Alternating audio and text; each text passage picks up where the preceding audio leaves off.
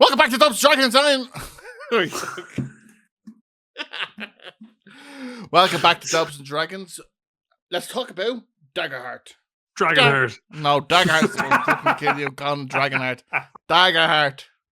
DaggerHeart is Critical Role's new TTRPG system that they brought out. It's a D12 system, 2D12, 1 fair, 1 hope dice. It's a lot of fair stuff. If you don't know about it, you shouldn't be watching this video. Watch the video on Critical Role's page about what DaggerHeart is. This is kind of a review of the system. DaggerHeart. What we liked and what we disliked about it. Horsey boy, what did you like as a player of DaggerHeart? Because I was the DM. So yeah, what I liked about the system. So dice and the what's the name of the other one? Hope and Fear. And Fear. I do like that system because they obviously have something similar in Candela Obscura as well. Yeah. And I don't know. There's something fun about that system in the sense of being able to cast your abilities a little bit more times depending on how you roll and stuff like this. Duality dice. That's what they are called. Yes, duality dice. I thought that was fun. Loved it. Even just in a sense of you can still pass a roll but might have a negative outcome and stuff like that. I was just like, yes, fair, like pretties. The combat, I'm going to call it combat, even though technically it's not there isn't actually called combat, is it? It's just kind of like it is combat, order. But there's no initiative order, which is there's no initiative. I think for people who playing D&D for the first time was like, huh? Yeah, what do I do? That was probably the biggest change to really get used to was the fact that there is no initiative.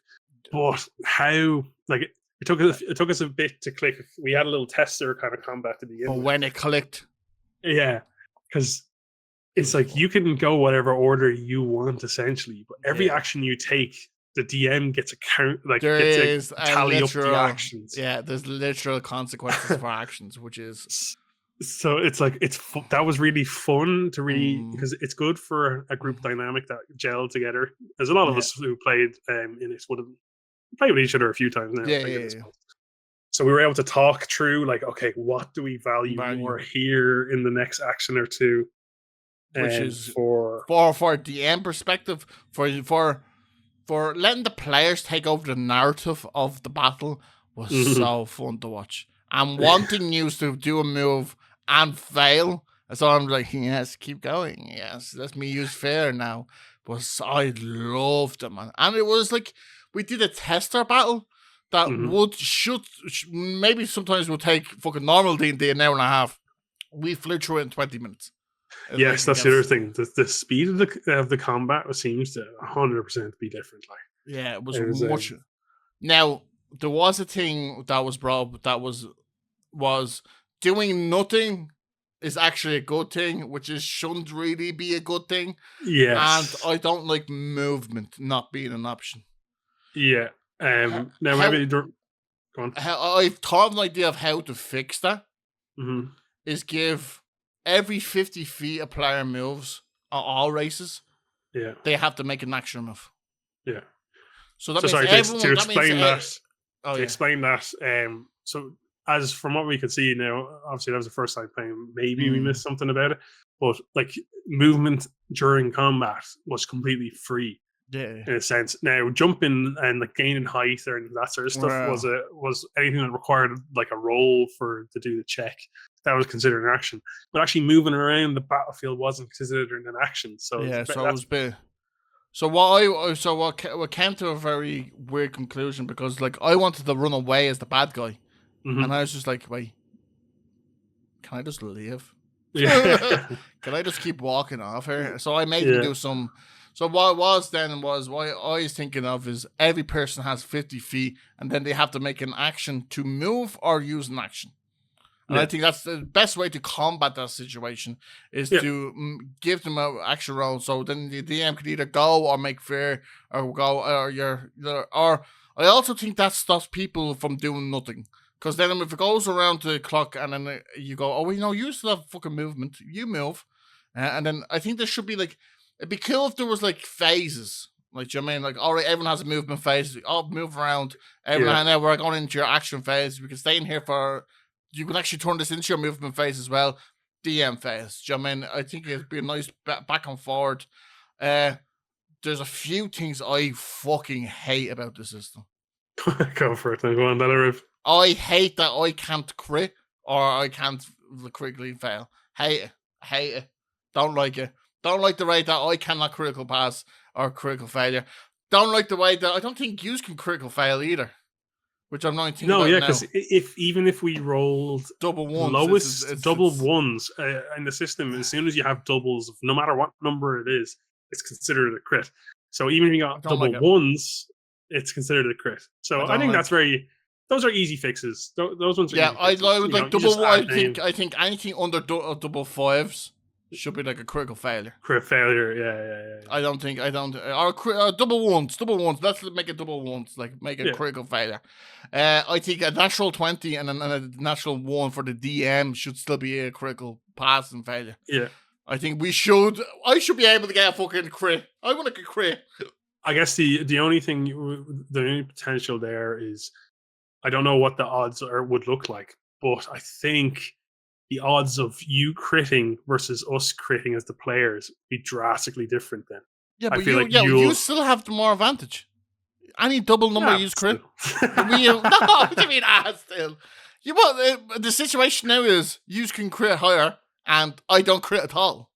I don't know. I think I don't know what the probability of it when you look at the dice. I have to look into it after this because it'll be interesting to know. Like, what has a higher chance of rolling? Is it 2 of the same dice on 2 sets of D12s, or a 1 or like a D20 result of 20? What is the higher probability?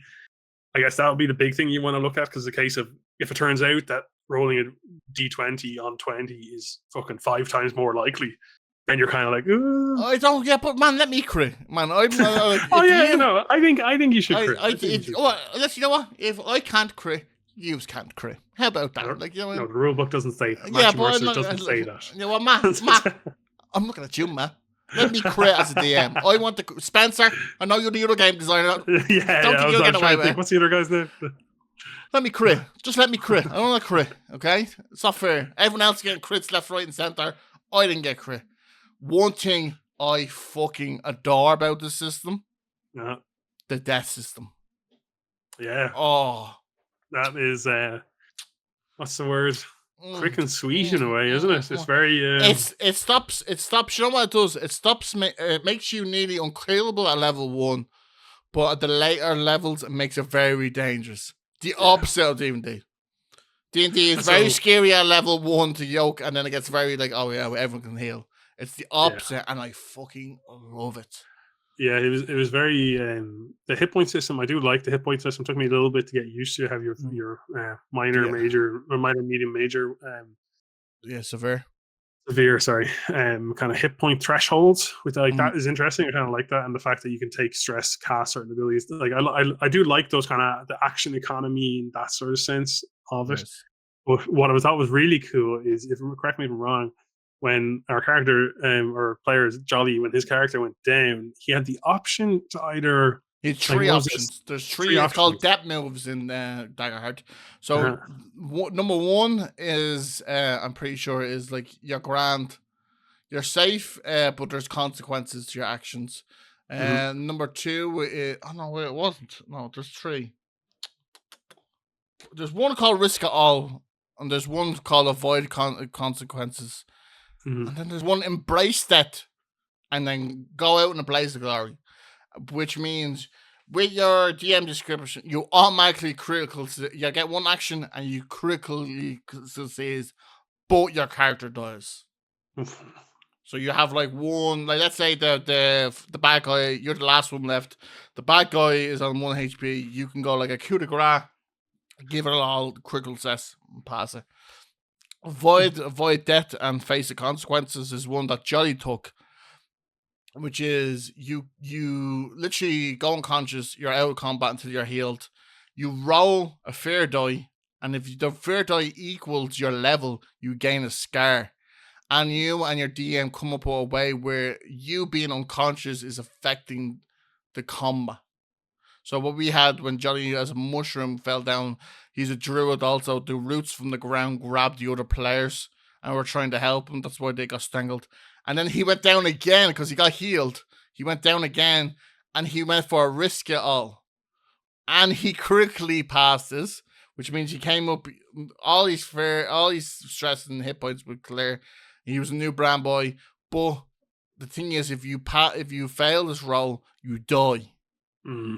So it's I love the death system. Don't want it to be changed. Don't change it. Does not need to be changed.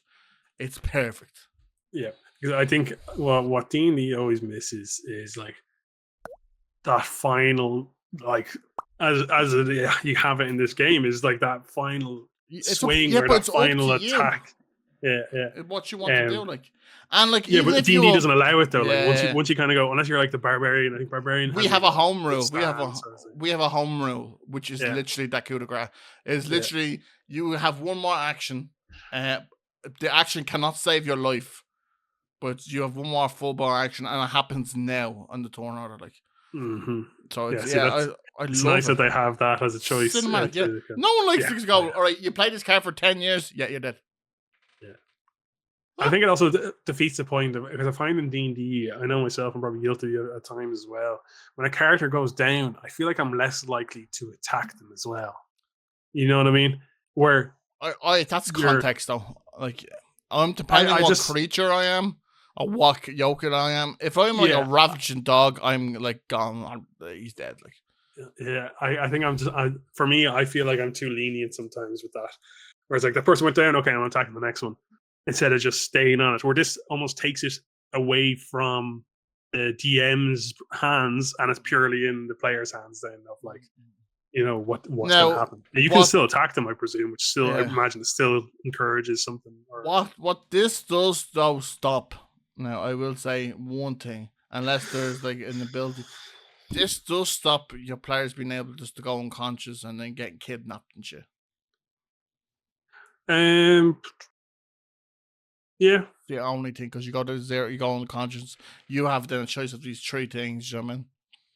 I think that's the only thing, like, how it's very hard then, like, but then you can do a narrative void that you can just go unconscious and you don't need to roll. Maybe it's an ability or poison or something, some way of doing it. I think you can fit something in there to I'm just trying to be a devil's advocate on this, but I love the death. But what if there might be something equivalent to non-lethal damage, though? You know, if you knock someone down with non-lethal damage. Yeah, I think non-lethal. Yeah, if you had something like non-lethal damage in this game, would be cool. Yeah, I think that would do it. Something along the lines of that, where it's like, you know, the last blow, when you know someone's low on their health at their severe or like last hit point, let's say, to take, you can say, okay, this last one, if it hits, I'm going for a non-lethal, and it's just going to knock that person unconscious. They're not going to get the choice. No. So I think you're spot on.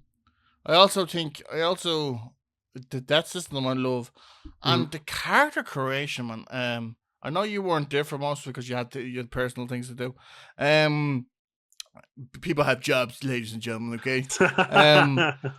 But I just sat back, and the lads are just coming up with ideas where they met each other and stuff, and it was the first time where I could just like sit back and the lads were bouncing ideas and I was robbing ideas off them as they were just bouncing and telling these stories of how they met and what covered these questions in their stories and all. And I was like, wow, this is such a great way to build a party. Well, I felt like the character creation itself was a session 0. Yeah. Which is very weird. Yeah, the character creation really holds your hand with a lot more of the coming up with the details of your characters, kind of where they're from, because even the fact of you choose I'm going to get the words mixed up. You choose your ancestry and then you choose your background. Is it called background? Ancestry and no, it's not. You got to use that one right. Lifestyle, is it life? No, community, something like that. Community or lifestyle. I think it's community. But essentially, that dictates what sort of kind of like upbringing or life your character has lived. Community, okay, that makes sense. And it gives you fantastic examples of all these different areas and what types of cities, towns are kind of in these areas. And even just from the questions that it prompts you to answer about your character, they're very good leading questions for kind of dragging your train of thought onto like XY, like connecting dots or connecting lines between them. So it's really great. It's also, first of all, it's a nice flow to creating the character. Everything you need is pretty much in that kind of starter kit that they kind of give you. Really like that, and then also just it was a good flow to trying to get your few details about your backstory and connections to other characters and goals. Really nice little prompts for it there. So and it's actually very nice. You didn't have to use like there were some questions the lads were like, no, that doesn't suit my character, and we just changed up the questions, but we just came up with different questions, and it was just like a nice flowy. It was, I have to say, character creation. Double thumbs up. Really that nice, system, double thumbs up. Combat system, double thumbs up. Don't like the way it's too broad in some places. Like, just tell me. I don't like this whole far, medium, it's too far. Yes, that's one thing I didn't like. Yeah, just give me the number. Like, just like have that and the number. Just give me. I know it says it in it. It's 110 feet, 20, but just give it to me on the character sheet as well. Like, have. 10 feet and then slash far, just like give me that. I hate, especially the gold. Handfuls gold. Just tell me how much gold. Like, I don't care about handfuls and fucking fortunes. That does my head. I didn't like that one, So I didn't like I just don't see the purpose of changing it from. Is it supposed to be like it doesn't take long to write down the amount of gold you have? Very good. You know bronze, silver, gold. Simple. Yeah. I didn't quite understand the need to change that, and the need. It's like I get that they're probably trying to. They're trying to remove maths from D&D. Yes, they're trying to remove like the additional bits around doing your character, I guess, and around role play. They're trying to think of cute ways, and sometimes I can understand it though. We'd like to do. I'd like to know that I have 7,000 gold. Yeah. I don't like to know that I'm carrying 7,000 like weight, like me capacity. But I like to know how much gold I have. Yeah, but sure. What happens then if something costs 1 gold? Do you take away the handful of gold? No, I won't, because it won't cost 1 gold. It will call a handful. It costs a handful of gold, so it's either a handful of gold or a fucking fistful of gold. Just give me the fucking Just give me. I don't think that's proper necessary. Then again, though, is this DaggerHeart supposed to be for? I can't remember. Was the intention supposed to be for long form campaign? It is. This is the long form campaign. This is the long form campaign. Well, it's a level 10, so I'd say 5 to 50. Yeah, I like for me, it doesn't take me long to write down my goals or anything like that, and simple things like seeing your weapon, and it might say thrown 20 feet, and then in brackets it has the extra distance at disadvantage sort of thing.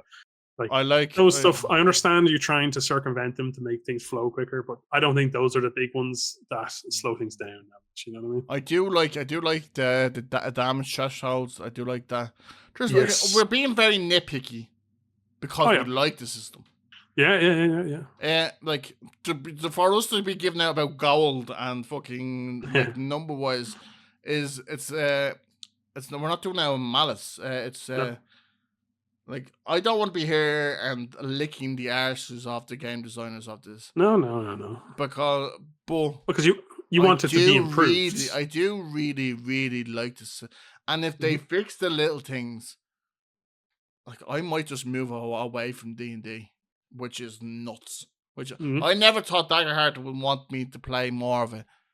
Like, it's crazy how much I'm totally enjoying this system. Like, for a DM, it was the first time I went, you know what? I don't do the combat in D&D a lot. Like, most of my combat, my sessions, it's only when there's like a boss battle. I don't do little small combats. But now, like, if I was playing DaggerHeart, no bother, because it's so fluent. Mm-hmm. It's so, like, nice and fluent and how it's, like, it's done. I would do more combats, like, you know what I mean? I don't like the way D&D is. It's like, oh, here we go. If I do combat, it's going to be taking to fucking need 2 sessions. Do you know what I mean? Yeah. Do you know what one of the other big things about the kind of combat side is? In one of my current campaigns, I'm playing a wizard, so naturally I don't have much dex, right? So it means in every combat we get into, I am so unless I happen to roll very high, I feel like I am so far down the initiative list that I can never do any like my kind of buff spells or anything that to really. So I feel like I'm always waiting. Where this is nice in that it can become a team discussion of like who wants to get into place first and stuff like that. You know what I mean? It kind of it adds up, makes combat feel a bit more dynamic. Is how I'd say. I feel like D&D is very like, all right, I'm gonna do this on my turn. And you're talking to yourself. This is more, all right, lads, what we doing? Like, it's more like everyone gets involved, or maybe actually Jolly and Solar, maybe you two move around there, and I'm gonna come up now and fight, and then you back off, and we'll heal you. Like, it's just like there's everyone's talking around it. That's, man, I was sitting back watching these going like this. I was like, and if this was D&D, some people would just automatically tune out when it's like when they have nothing to like. They don't want to be over talking people, or they don't want to be doing stuff. So like some people just tune out in battle, and this it's not like that at all. Like. Yeah, to play devil's advocate, I think there will be some people that won't like that about the game because of it's kind of like metagaming in a sense, you know, right? Because you're planning out each other's abilities, you're trying to. Yeah, I don't mind that, like, because like, no offense, we do that in D&D anyway.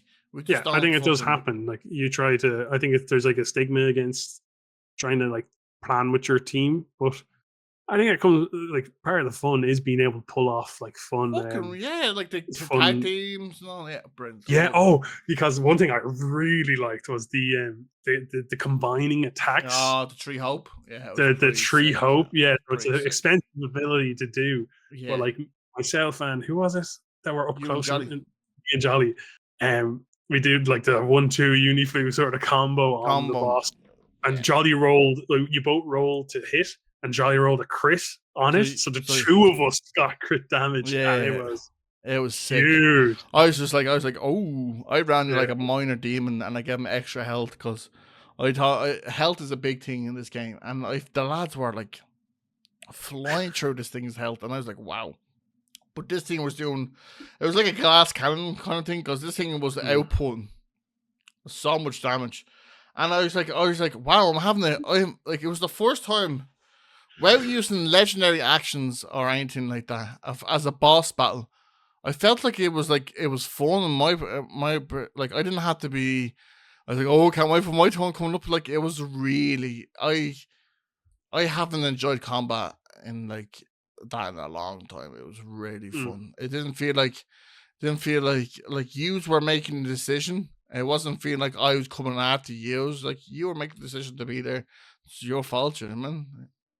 I think it also takes away a lot of the micromanaging of which character is next for the DM.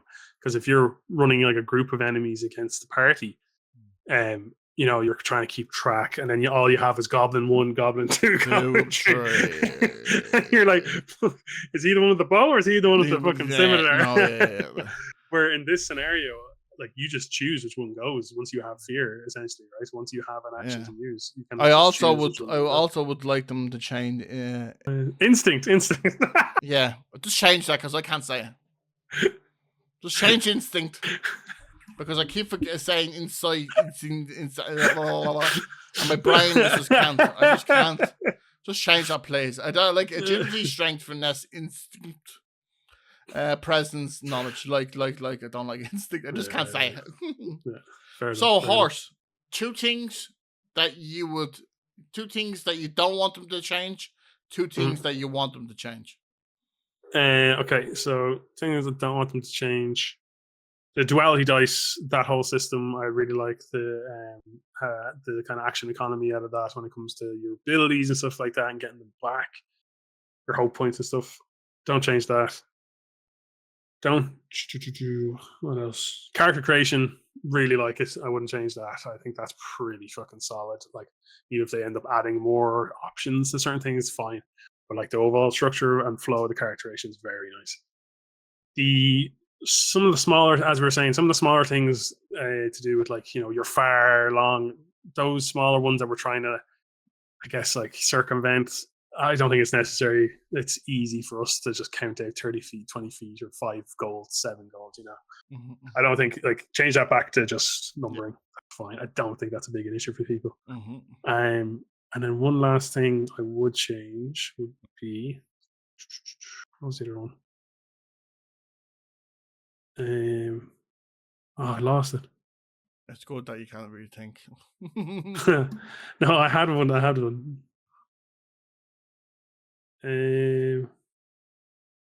Oh yeah, the defining like your the movement actions as well. So that's the one, like having a speed.